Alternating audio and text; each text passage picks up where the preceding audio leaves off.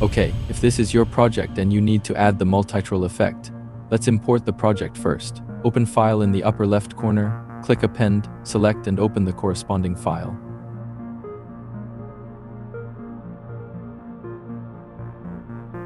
To see it more clearly, I darkened the background and turned on bloom.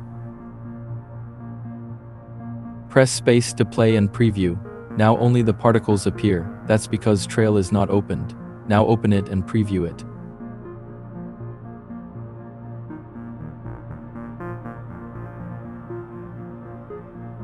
Decide whether to display particles by turning the Use Particle checkbox on and off. Start frame and end frame determine when particles and trails start emitting and when they stop emitting.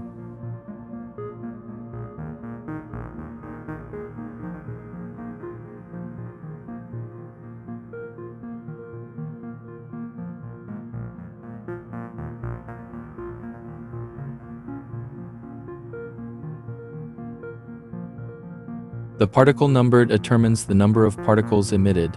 The following shows the effects of several different values.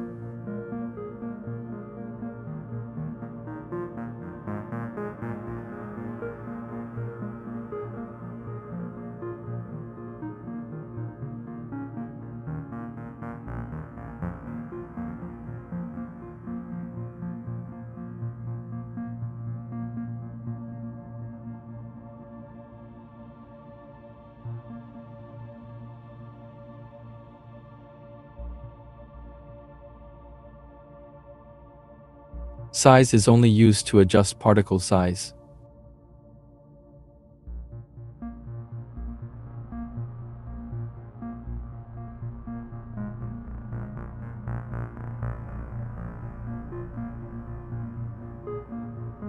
Min life and max life randomly adjust the minimum lifespan and maximum lifespan of particles respectively.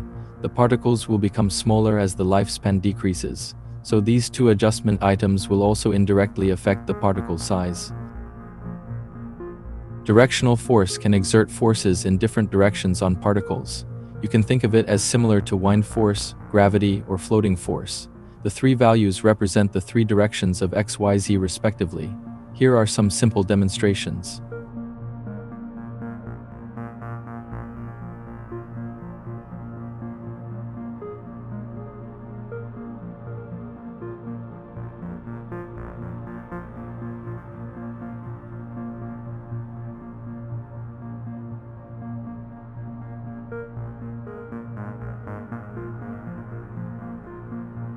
I adjusted a parameter to make this effect more obvious.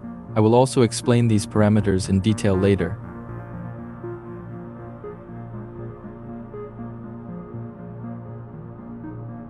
The two checkboxes Use Trail A and Use Trail B are simple display switches. Usually Trail A is used as a relatively flat one, and Trail B is used to create some electric fire effects. So when you only need one, you can turn off the other. Trail seed is used to modify the random seed of the trail. It can fine-tune the relative positions of the trails to each other. Let's try a few values to see.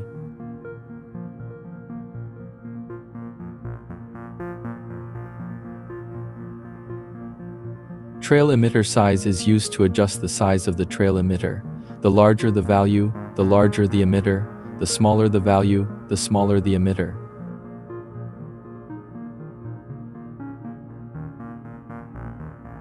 Similarly, trail density is used to adjust the number of trails. The larger the value, the greater the number. The smaller the value, the smaller the number.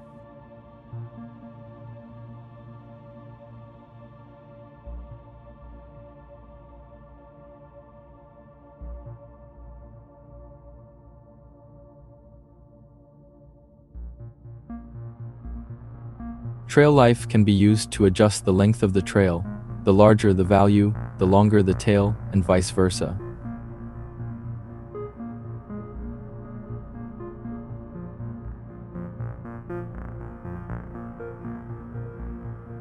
Trail size controls the thickness of one of the trails.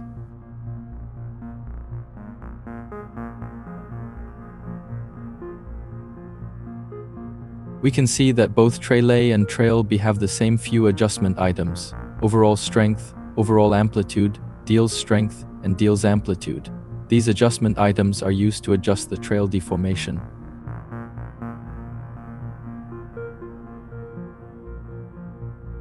This relatively straight line is trail A,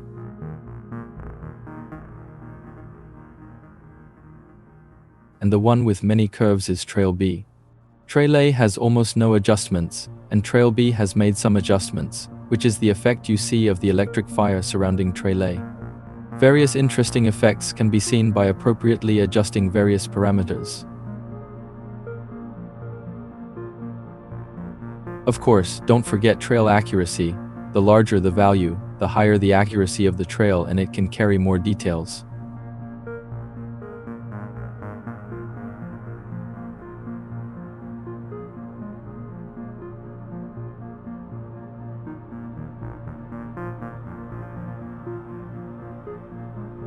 If you don't plan to customize materials for particles and trails, you can also directly use existing materials and modify their colors.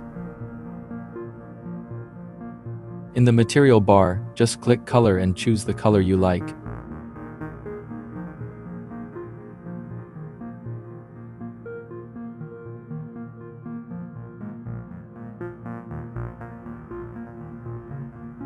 Now let's create a new empty object to create our own guide track.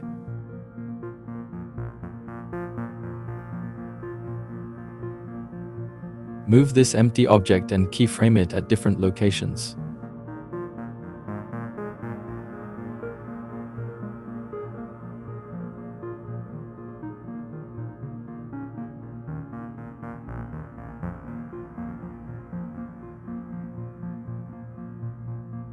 Go back to multiTrail and modify the guide object to the MIG we just created.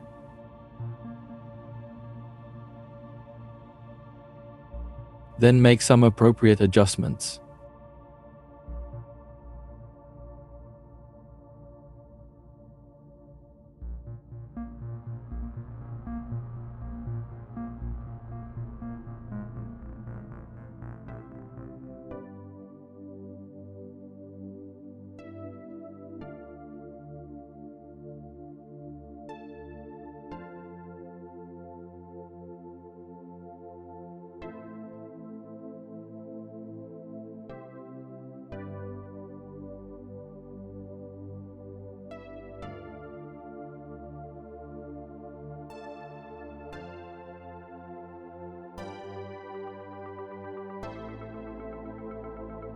Adjusting spread can make the particle movement more dispersed, which seems more natural.